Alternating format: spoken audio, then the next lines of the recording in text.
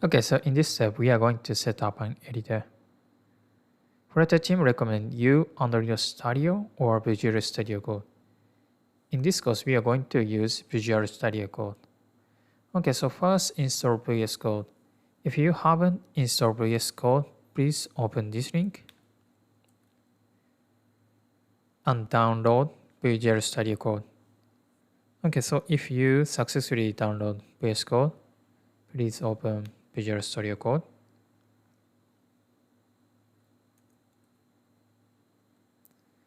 And click View and Command Palette and type Install Extensions.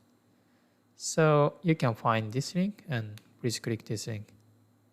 Okay, so in search text field, type Flutter and this is a Flutter plugin. So click this and install Flutter plugin. I already installed, that's why this label is uninstalled. Okay, so if you successfully install Flutter plugin, go to terminal and run Flutter Doctor.